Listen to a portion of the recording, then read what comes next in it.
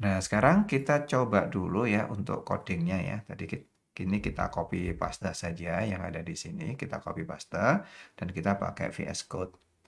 Oke, langsung aja di sini. Ini VS Code-nya. Coba kita copy paste aja ya programnya yang ada di sini. Coba. Sebentar. Ini programnya. Ctrl C. Kemudian ini kita delete. Ctrl V.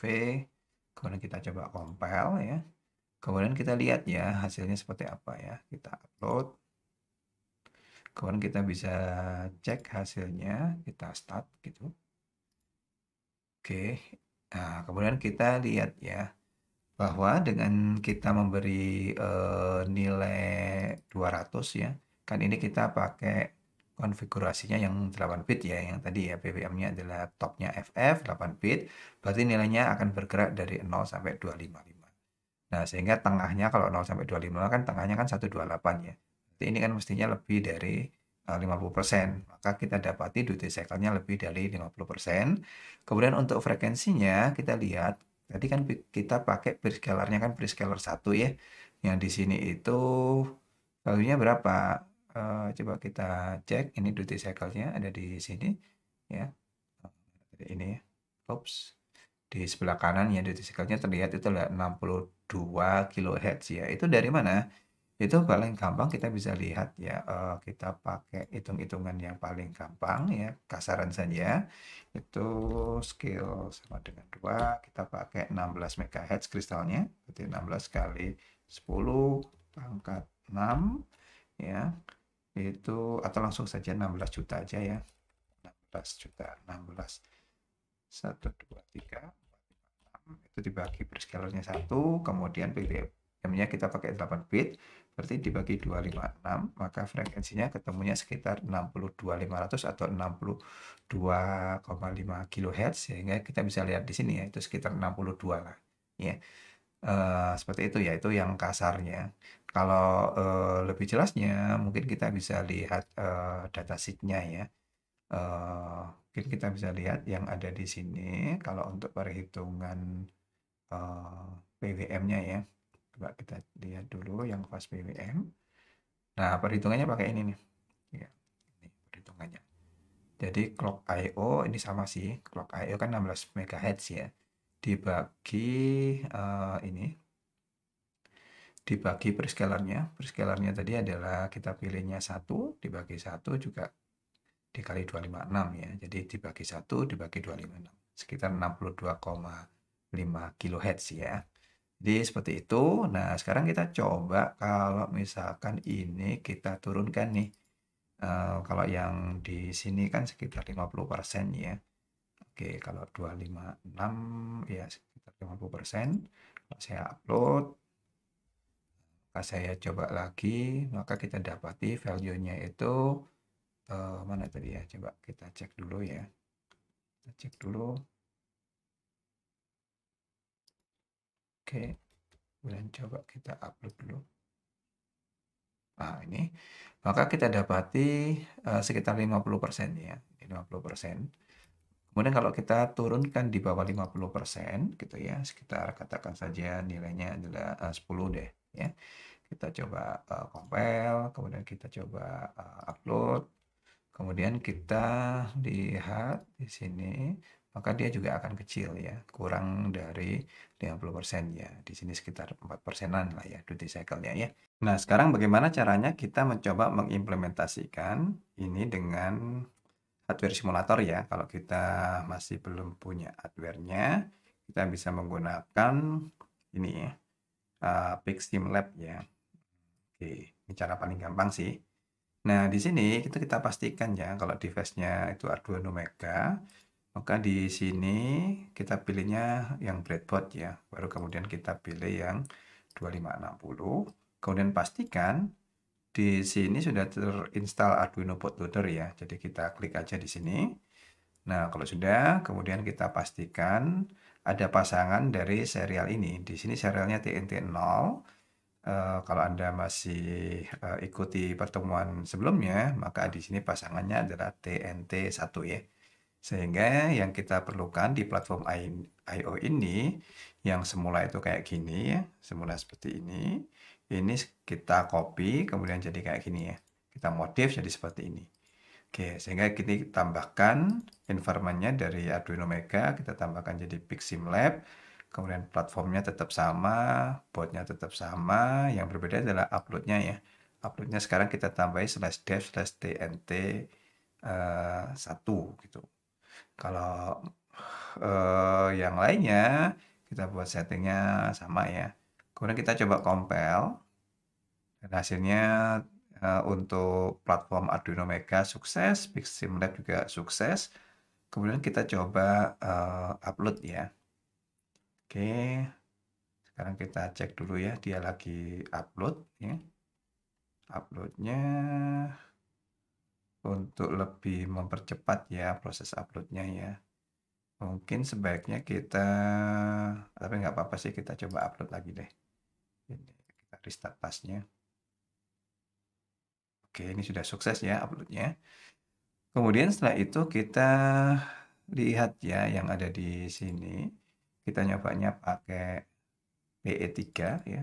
Berarti kita cari yang di sini ya. Paling gampang kita pakai saja osiloskop ya, karena kita ingin tahu sinyalnya.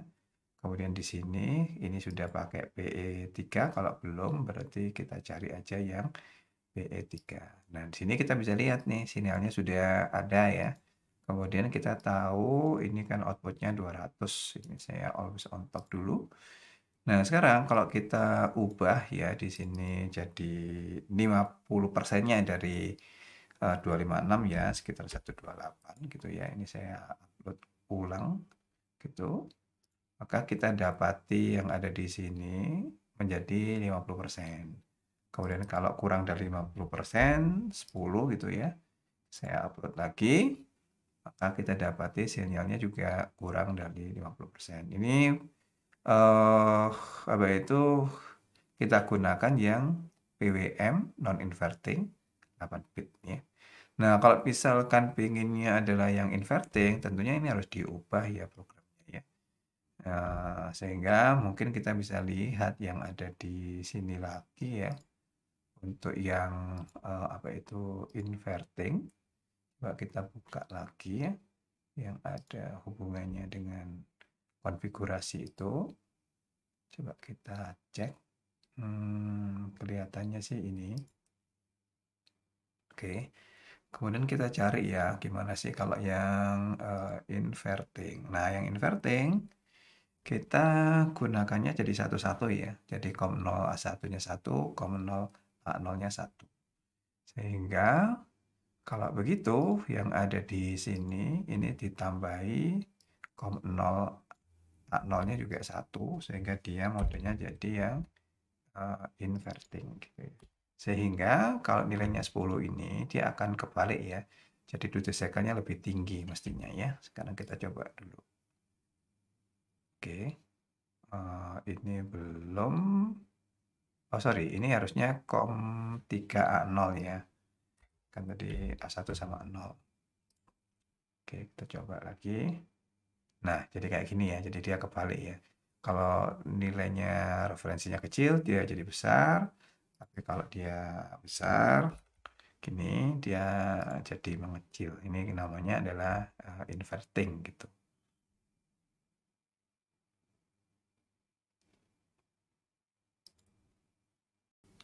Nah, bagaimana caranya kita mencoba untuk membangkitkan PWM di pin yang lainnya ya. Kita coba pilih yang pin OC3B. Caranya sebenarnya sih hampir mirip ya. Yang pertama kita harus tahu ya bahwa pin OC3B itu ada di mana ya. Di sini kasusnya ada di PE4. Yang kemudian kita konfigurasi nih. Sehingga yang ada di OC3B pin PE4 ini kita harus buat dia apa itu DDR-nya harus diberi logic 1 ya. Nah, di sini DDR-nya sudah diberi logic 1 di pin P4. Yang kemudian kita pilih prescaler biasa ya, seperti biasa prescalernya 1, maka di sini CS apa itu 30-nya kita beri logic 1. Kemudian setelah itu PWM-nya kita pilih yang fast PWM, maka WGM32 dan WGM30-nya kita beri logic 1. Dan kemudian kita gunakan yang non-inverting ya. Di non-inverting, maka yang kita lakukan itu COM3B1-nya kita beri logic 1 ya. Kira-kira seperti itu ya. Nah, sekarang kita coba ya implementasikan ini di platform I/O ya. Ini codingnya sudah saya copy, saya satukan, saya copy paste di sini dan kemudian kita coba compile ya. Yang mungkin yang kita harus tahu di sini kan ada PWM1, kemudian yang di sini ada PWM2 gitu. Kemudian PWM satunya ini itu tadi dia potnya itu kalau di sini potnya itu pot 5 ya. Pot 5 Arduino. Nah, yang di sini ini adalah pot 2 Arduino ya. Yang di sini tadi PE-nya PE berapa? 3 ya, pot E bit ketiga, yang di sini pot E-nya bit keempat. Oke. Nah, sehingga kita cek ya yang ada di sini pakai paling gampang saya pakai GU UVC view. Kemudian kita tunggu dulu dia. Oke. Saya close dulu. Mana tadi ya? Kita coba lagi deh. GU UVC view. Oke. Mungkin kita coba yang ini.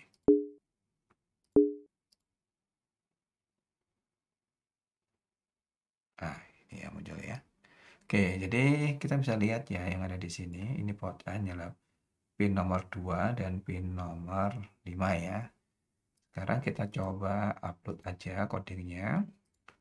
Ya, compile dulu. Kemudian saya upload ya. Oke, ini sudah terupload. Kemudian kita lihat ini, kita lihat hasilnya ya. Kita pakainya ini logic analyzer. Kemudian bisa kita lihat nih, ini hasilnya. Ini akan sama, tapi pinnya adalah pin yang berbeda ya. Sehingga kalau kita mau coba ini ya, kita coba ganti gitu. Ini berarti di sini ya. Misalkan di sini saya ganti 10 nilainya. Ini saya ganti 128 ya. Maka kalau saya compile yang ini sekitar 50%, ini kurang dari 50% ya untuk duty cycle-nya ya. Oke. Dan kita coba lihat hasilnya. Saya start lagi. Maka ini sekitar 50, ini kurang dari 50%. Oke, kira-kira seperti itu ya. Untuk hardware simulator, hasilnya mestinya akan sama ya. Sekarang kita coba konfigurasi untuk PE3 dan PE4-nya ya. Kita klik sini, kemudian kita masuk ke oscilloscope, kemudian kita tambahin di sini. Yang ini PE3, yang ini adalah PE4. Oke. Jadi hasilnya seperti ini ya, kalau kita lihat ya. Sehingga Anda lihat ya, kalau ini saya ganti ya, sama-sama 128 gitu. Kemudian supaya cepat ini saya disable dulu yang apa itu yang hardware-nya, kita pakai hardware simulator. Real hardware-nya kita disable biar cepat aja. Nah, kemudian kita bisa lihat ya di sini itu sama-sama 128 ya. Itu kemudian kalau satunya saya buat inverting gitu ya. Yaitu dengan cara ini saya buat jadi 0 yang COM3B0-nya. Ini sekarang jadi inverting ya. Nah, ini konfigurasinya kan sama ya. Nah, sekarang kalau kita upload, oke, ini ada something wrong nih. Oke, kita coba lagi deh. Compile, terus upload. Oke, dia nggak bisa. Oh, ini ada yang salah nih. Harusnya kan cuma satu ya. Oke, nah, ini ya. Jadi ini kelihatan ya kalau dia itu inverting ya. Artinya kalau yang dari sini, kalau ini saya buat 10, ini saya buat 100, ini yang ini 200 200 aja ya. Nah, ini sama-sama 200 deh. Hmm. Sekarang kita lihat ya, yang di sisi ini PE5 itu yang merah itu dia duty cycle-nya di atas 50%, sementara yang bawah duty cycle-nya kebalikannya ya, kurang dari 50%. Nah, kira-kira itu ya, kalau baik kita menggunakan software apa itu hardware real ya, maupun hardware simulator pakai PixSimLab hasilnya akan sama. Nah, sekarang giliran Anda ya. Silakan saja ini yang ada di buku panduannya ini dicoba ya sambil tugasnya ini ya. Dan di sini nanti Anda coba ya beberapa ya yang ada di sini. Mulai dari yang pertama ya tentunya ya tentang percobaan satu tentang BWM phase correct, kemudian fast BWM, kemudian di sini sama eh, catat ya frekuensi, hitungan frekuensi dan sebagainya. Oke, kira-kira seperti itu ya. Oke, saya cukupkan dulu ya. Assalamualaikum warahmatullahi wabarakatuh.